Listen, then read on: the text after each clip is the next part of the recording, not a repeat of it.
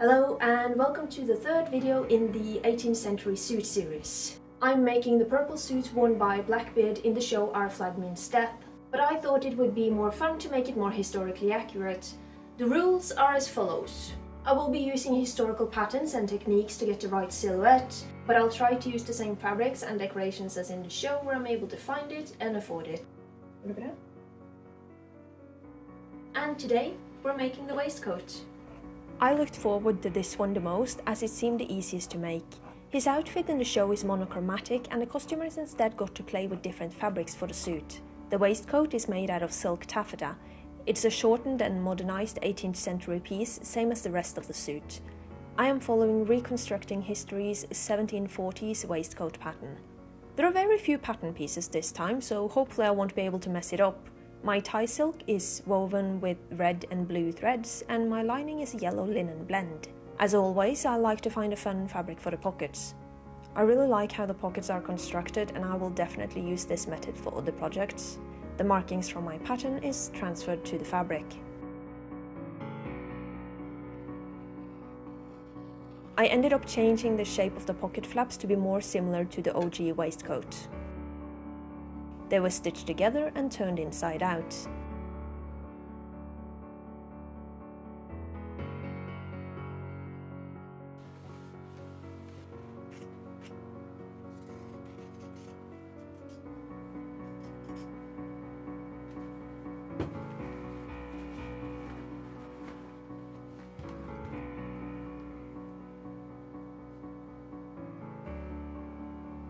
When checking where to sew them on, I decided to shorten them. This was also to make it look more like the original. The flap is stitched to the pocket bag first.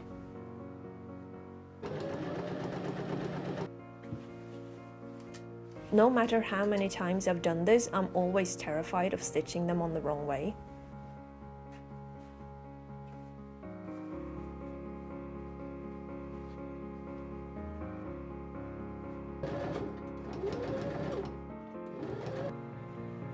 You might have noticed how small the pockets are. This is because of the curved front. The excess pocket flap is trimmed away before stitching the pocket opening.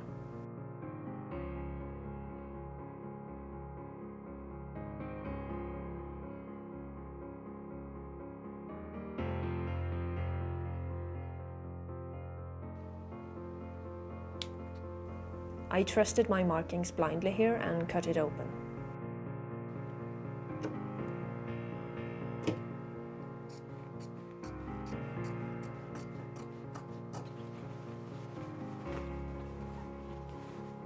If the corners are wrinkling, it means you need to clip more into them.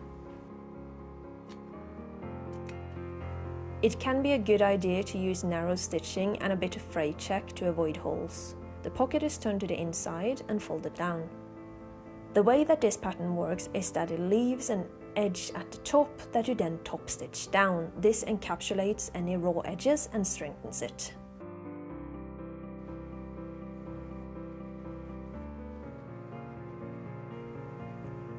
And here you can see what happened when I didn't check my markings. There isn't really anything you can do here except mending it. I added a little piece of silk, but it's still visible close up.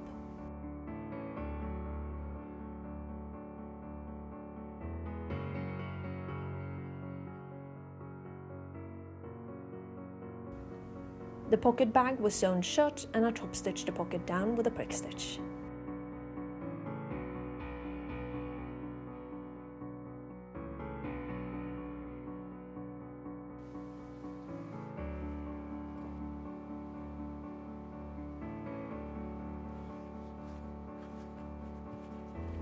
An absolute highlight was the pattern's instruction for period construction.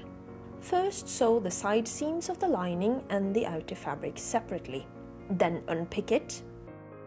Now lay the front panel and the lining wrong sides together. Do the same for the back panel. Now stitch the side seams and fell seam allowances down. It also included a long paragraph struggling to explain the concept of flatlining. I chose the bag line instead because I've chosen to not follow the pattern. But first we need to finish off the panels. And as you can see, the pocket sticks out outside of the seam. As you've seen, I've folded under the seam allowances and I'm prick stitching the layers together. This is done along the vents, hem and front closure. I also tried to make the little corner align with the pockets to mark where the waistcoat curved away from the front.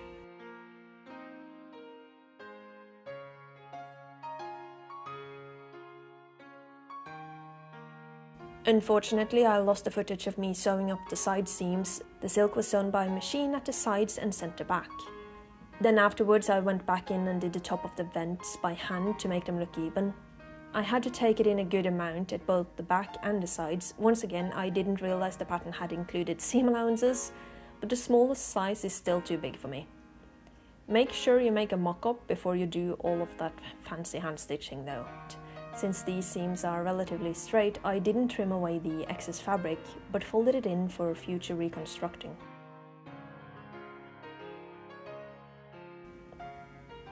And because it was quick, I stitched the lining close with a big whip stitch.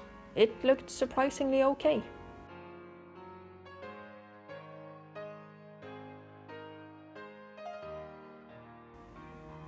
The shoulder seams were sewn off screen and these seams will be felled down normally.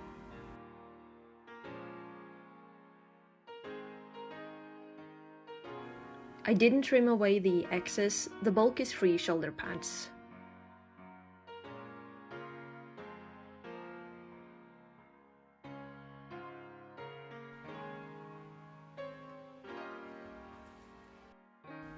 Then I started turning in the armholes.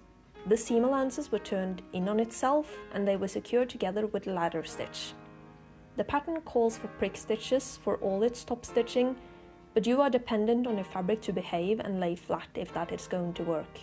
The armholes were shapeless and straight but refused to lay nicely. This is a summary of the waistcoat in general as it hangs off your shoulders like a bag. I had purposely not taken it in too much at the waist to avoid it looking more feminine. So minor update on the waistcoat. It didn't fit that well over my shoulders. It's made for someone who is, I guess, have a lot more muscles or some padding up there because my shoulders are not shaped like this. They're more flat. So I had to take in almost an inch up here, which did alter the shape a little bit. I took it mainly out of the back. The back part here is very straight, which is supposed to be, and when you wear the proper shirt underneath, this is going to line up perfectly with the color, which I'm very happy to see, because when you just test it on yourself, it's going to look really weird and it's going to have a big gap in it, which is part of what I removed right here, because I did try the shirt underneath and I didn't like how it looked because of that gap, so I just took that in. But now I'm finally going to finish this off. I'm going to sew this down with a ladder stitch and then whip stitch the lining in place on the inside, and then I'm going to finish up this edge. I'm not sure whether I should do a prick stitch to do that or if I'm going to whip stitch it. I guess we'll just see how nicely this lining is laying on the inside, because it doesn't after all of my alterations it doesn't lay that nicely anymore, so I might have to whip stitch at least the back part of it.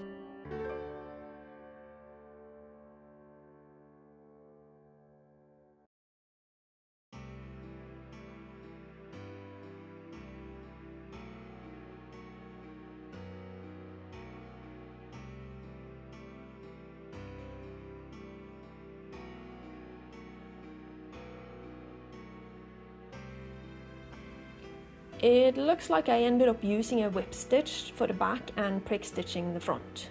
Finding reference photos for this outfit is a task of its own. The screenshots of the costumes aren't good enough quality to look at details, and the only close-ups are of their heads. I finally found this picture where you can see the buttons. They look small and match the fabric, and if you stare at it for as long as I have, you can almost make out 2 holes in it. This is the plainest waistcoat in all of episode 5, and the only decoration is the closure.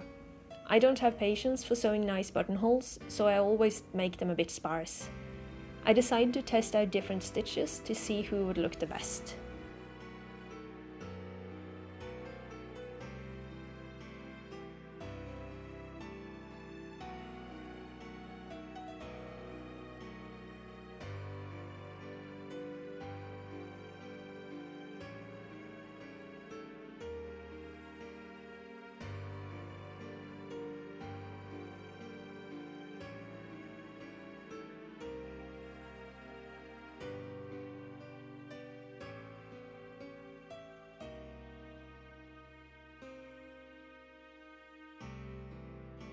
Okay, so let's look at these buttonholes. This is the first one that I did, and this is just a normal buttonhole stitch. Looks the flattest out of the three, and it was the quickest one to do. The middle one is sewn with a purl stitch, which was annoying to sew. It's only on this part when I was heading back that I actually understood that you can't really pull at the thread while you're sewing it, or else it's going to create a lot of unwanted knots. The finished edge inside the buttonhole is really nice. It looks nicer than this one over here, and it covers it a lot better. And this one was the historical button stitch, the one that the pattern suggests that you use. This has the same problem as the purl stitch, that because there's more possibility of creating knots, it's slower and it looks more wonky than the first one does. I guess with a bit of practice this can look a bit better.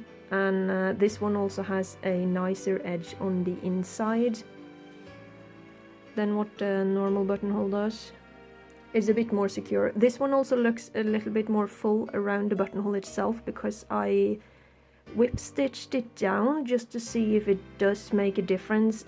Yes, it keeps everything in place, so you don't have to worry about it. I was thinking that maybe on the lining fabric I will have to add some fray check, because I know that the lining fabric in my waistcoat will fray a lot because it's a cotton linen mix, but I can do this instead and I won't have to worry about it, and it will also make my buttonhole look a bit more full, which is nice since I am not adding a cording thread to this.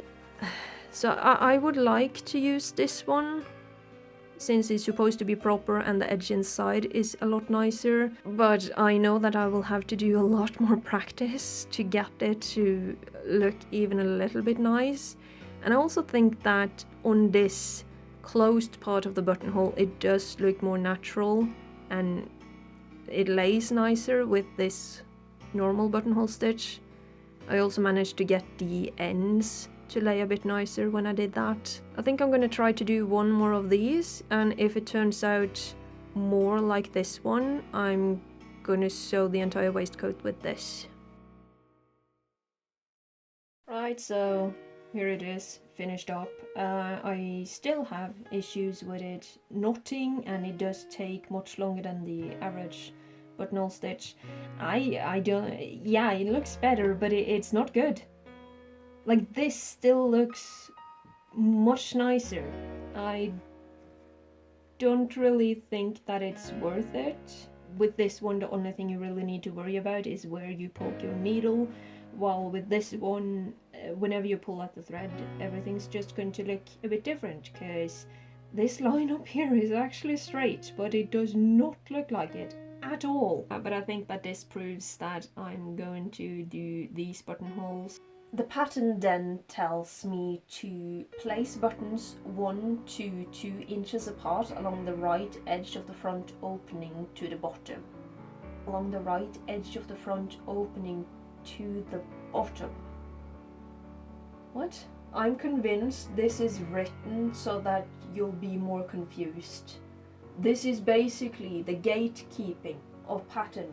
They don't want beginners to understand this at all, and they've done a very good job at that to make it a bit confusing. But the buttonholes can be 1 to 2 inches apart. I have 20 buttons. So I started pinning up where I want them to be. The most important for me was to get one that is right at this little corner right here, because it's only going to be from this one and up that's going to be functional, while these will be completely useless. At the time, it was common to not open up all of the buttonholes. They might have one at the top and then the ones at the waist, which is the same as what the pattern tells you to do. Especially on waistcoats that were meant for higher class or just to be worn at a party, like not your everyday waistcoat, you would have absolutely no need to button up the entire thing, because you're going to have it open at the chest to show off your fancy manly ruffles. So I've pinned this one with the space of 2 inches in between, which is 5 centimeters. And I'm going to have these ones be functional. That made it so that the top buttonhole is going to be about 1.5 centimeter from the top. It's almost so high up that it's non-functional, but I think it fits. And at the bottom here there's about 1 inch, which feels like it gives this one more of a natural end. The buttonholes could go all the way down to the bottom. It is a nice open space right there. Now the buttonholes that I'm going to sew right here, I don't think I'm going to sew them all the way through the fabric just because of the pocket. So I think I'm just going to be careful and not sew the pocket shut, because I want to have as much space in this pocket as possible, because it's not that deep.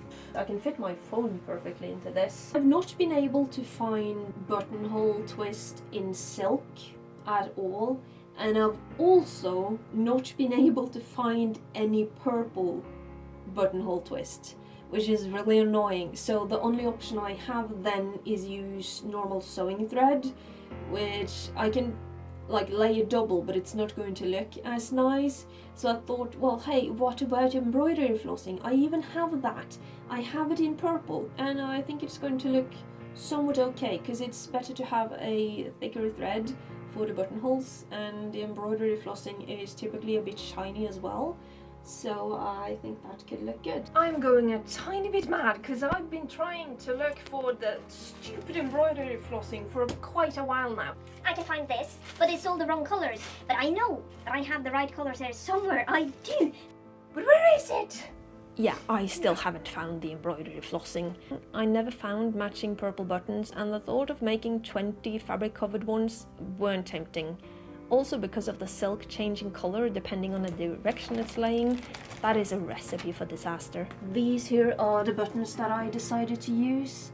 They are metal and leather, and I think they look perfectly old-fashioned. They are 1.5 centimeter big, so they are definitely going to show on this waistcoat. It was recommended that you use somewhat tiny buttons, and I think the ones they used in the show might have been a bit smaller than this. Even though they're 1.5 centimeter big, I don't feel like they're looking too big.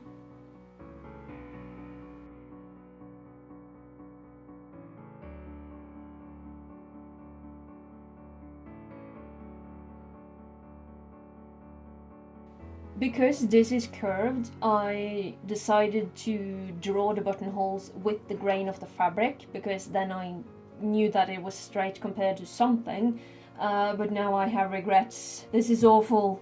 Why did I use a pen for this? I also don't know whether I should just continue doing that, because that means that the buttonholes would be angled this way, so it's going to look like it's angled downwards, which might be a little bit weird. Or should I start to like curve them so that they are straight compared to the bottom?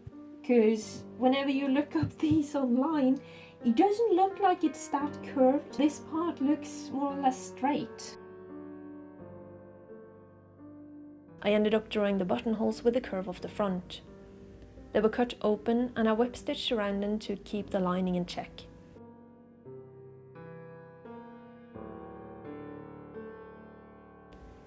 To achieve the long buttonholes that were common at the time, you just elongate your markings without cutting open more than the size of your button.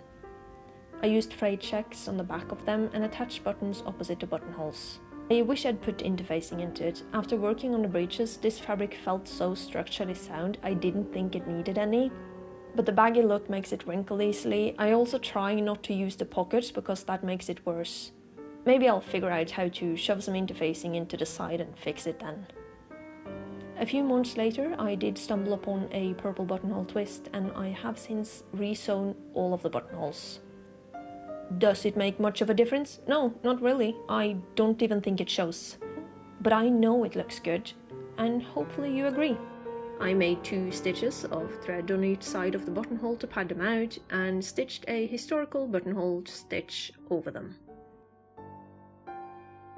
He also has a chest pocket for plot reasons. I chose not to copy this because of historical accuracy, I tell myself at least, but I've decided to tack on some red silk so it looks like it's there. And that is truly the end. Thank you for following along. Good luck with your own projects. Until next time.